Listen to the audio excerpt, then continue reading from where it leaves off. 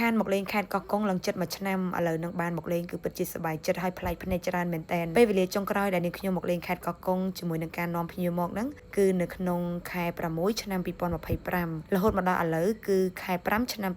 2026ដែលមានពេលវេលាខ្វះតែមួយខែទៀតមួយឆ្នាំគឺពិតជានឹកខ្លាំងមែនតើពេលខ្លះក៏ទៅបើកមើលវីដេអូរូបភាពចាស់ៗដែលបានថតទុកហើយនឹកដល់ទីកន្លែងដែលធ្លាប់ទៅដល់ជាពិសេសនឹកដល់ទេសភាពនៅពេលដែលធ្វើដំណើរតាមដងផ្លូវគឺថាស្អាតគ្រប់កន្លែងតែម្ដងមានទេសភាពឲ្យយើងមើលអត់ឲ្យយើងធុញហើយនៅក្នុងវីដេអូនេះនាងខ្ញុំចង់ឲ្យពុកម៉ែបងប្អូនទាំងអស់គ្នាងាកមកចាប់អារម្មណ៍ឲ្យបានច្រើនអំពីខេត្តកោះកុងដោយសារតែខេត្តនេះគឺជាខេត្តដែលសម្បូរទៅដោយតំបន់ទេសចរស្អាតប្លែកភ្នែកនិងសម្បូរបែបមិនថាតែជាព្រៃភ្នំទឹកជ្រោះឬក៏តំបន់ឆ្នេរសមុទ្រស្អាតទេនិយាយរួមទៅនៅខេត្តកោះកុងនៅពេលដែលពុកម៉ែបងប្អូនទាំងអស់គ្នាមកលេងគឺមានជម្រើសច្រើនអាចនិយាយបានថាមកលេងខេត្តកោះកុងគឺត្រូវគ្រប់វ័យតែម្ដងសម្រាប់បងប្អូនដែលចូលចិត្តភាពលំបាកចូលចិត្តបោះតង់ផ្សងព្រេងគេងនៅព្រៃភ្នំ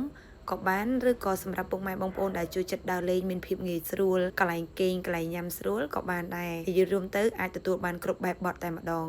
សម្រាប់ពុកម៉ែបងប្អូនមួយចំនួនពួកគាត់ចង់មកលេងខេត្តកោះកុងក៏ប៉ុន្តែពួកគាត់មានក្តីបារម្ភថាដោយសារតែខេត្តនេះគឺនៅជាប់ជាមួយនឹងតំបន់ព្រំដែនហើយទើបតែចាប់សង្គ្រាមអញ្ចឹងខ្លាចដើរលេងអត់មានសុវត្ថិភាពខ្លាចពិបាកក្នុងការញ៉ាំការគេងការធ្វើដំណើរ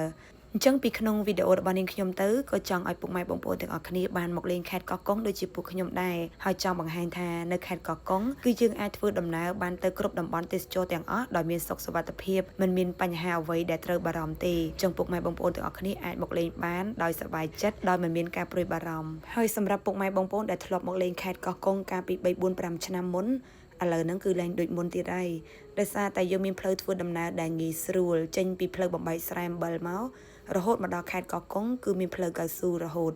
ដែលជាផ្លូវជាលេខ48ពុកម៉ែបងប្អូនហើយមកលេងខេត្តកោះកុងហើយបើសិនជាពុកម៉ែបងប្អូនមានពេលវេលាច្រើនអត់ចាំបាច់ធ្វើដំណើរត្រឡប់ក្រោយតាមផ្លូវជាតិលេខ48វិញទេអាចបង្ហួតទៅតាមផ្លូវជាតិលេខ10ទៅតំបន់អូសោមស្ពានដែលខ្ពស់ជាងគេនៅក្នុងប្រទេសខ្មែរទៅតំបន់ភ្នំ1005ទៅថតរូបជាមួយនឹងទេសភាពដ៏ស្រស់ស្អាតនៃភ្នំទំព័រហើយនៅក្នុងខែនេះគឺសម្បូរផ្លែឈើខ្មែរយើងចឹងបែកខាងកោះកុងអូសោមពោធិ៍សាត់វាលវែងហ្នឹងគឺសម្បូរផ្លែឈើមែនតើពុកម៉ែបងប្អូននៅក្នុងវីដេអូរបស់នាងខ្ញុំគឺមានតែប៉ុណ្្នឹងទេអរគុណពុកម៉ែបងប្អូនដែលបានទស្សនាវីដេអូរបស់នាងខ្ញុំជួបគ្នានៅវីដេអូបន្តទៀតជម្រាបលា